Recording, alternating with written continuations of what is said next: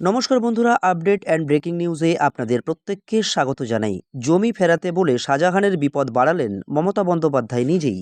আইন আদালত এড়িয়ে ক্ষতিপূরণ দেওয়া বা দুর্নীতির টাকা ফেরত দেওয়ার ঘটনা তৃণমূল সরকারের জামানায় নতুন কিছু নয়। তা সে সারদার ক্ষতিপূরণ হোক বা আমফান দুর্নীতির টাকা ফেরত নেওয়া, কোনো ব্যাপারেই আদালতের পরোয়া করেনি মমতা বন্দ্যোপাধ্যায়ের সরকার। সেই ধাঁচে সন্দেশখালিতে তৃণমূলের গুন্ডা শেখ শাহজাহানের বাহিনীর দখল করা জমি ফেরত দিতে গিয়ে এবার আদালতে বিপক্ষে পড়ল রাজ্য সরকার।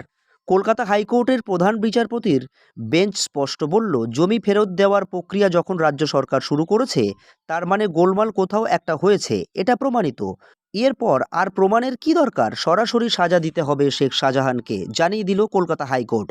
সন্দেশখালীর প্রতিবাদীদের বহিরাগত বলে পুলিশ ও প্রশাসন কর্তাদের বিপদ বাড়িয়েছেন মুখ্যমন্ত্রী মমতা বন্দ্যোপাধ্যায়। তৃণমূল নেত্রীর ওই মন্তব্যের পর আরও তীব্রতা পায় বিক্ষোভ। এরপর তৃণমূলের তরফে পার্থ ভৌমিক সন্দেশখালী গিয়ে আশ্বস্ত করেন, মমতা বন্দ্যোপাধ্যায় ও অভিষেক বন্দ্যোপাধ্যায়ের নির্দেশে শাহজাহান শেখ ও তার বাহিনীর দখল করা সব জমি ফেরত দেওয়া হবে।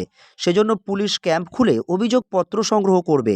গত কয়েকদিনে সন্দেশখালীর বিভিন্ন জায়গায় পুলিশের ক্যাম্প, বেশ কয়েকশো অভিযোগ জমা পড়েছে পুলিশ ক্যাম্পে। সোমবার থেকে জমি ফেরতের প্রক্রিয়া শুরু হয়েছে বলে ভূমি ও ভূমি রাজস্ব দপ্তর সূত্রে জানা গিয়েছে। রবিবার পর্যন্ত ৬৫ জন অভিযোগকারীর জমি ফিরিয়ে দেওয়া হয়েছে বলে দাবি করেছেন দপ্তরের এক আধিকারিক। আর সেই খবর যেদিন প্রকাশ্যে এলো, সেদিনই আদালতে বুমেরাং হলো জমি ফেরতের সিদ্ধান্ত। এদিন শাহজাহানের গ্রেপ্তারির উপর স্থগিতাদেশ জারি হয়েছে বলে তৃণমূল নেতারা যে দাবি করে বেড়াচ্ছিলেন, তার উপর শুনানিতে প্রধান বিচারপতির ডিভিশন বেঞ্চের রাজ্যের আইনজীবী জানান, সন্দেশখালীতে শেখ শাহজাহানের দখল করা জমি ফেরত দেওয়ার প্রক্রিয়া শুরু হয়েছে। একথা শুনেই প্রধান বিচারপতি বলেন, জমি ফেরত দিতে হচ্ছে মানে কিছু গোলমাল হয়েছে। আর কি প্রমাণের দরকার, সরাসরি সাজা দিতে হবে অভিযুক্তকে। এদিন আদালত স্পষ্ট করে দেয়, শেখ শাহজাহানের গ্রেপ্তারির উপর কোনো স্থগিতাদেশ নেই, বরং তাকে ইডি মামলার পক্ষ করায়। আর কি প্রমাণের দরকার, সরাসরি সাজা দিতে হবে অভিযুক্তকে। এদিন আদালত স্পষ্ট করে দেয়, শেখ শাহজাহানের গ্রেপ্তারির উপর কোনো স্থগিতাদেশ নেই, ইডি মামলার পক্ষ করার নির্দেশ দেন প্রধান বিচারপতি। এর আগে সারদার প্রতারিতদের ক্ষতিপূরণ দিতে কমিশন গঠন করেছিলেন মমতা বন্দ্যোপাধ্যায়ের সরকার। তার জন্য ৫০০ কোটি টাকা বরাদ্দ করে রাজ্য সরকার। কিন্তু বেসরকারি সংস্থার দ্বারা প্রতারণার ক্ষতিপূরণ করদাতার টাকায় কেন দেওয়া হবে, তা নিয়ে প্রশ্ন উঠেছিল।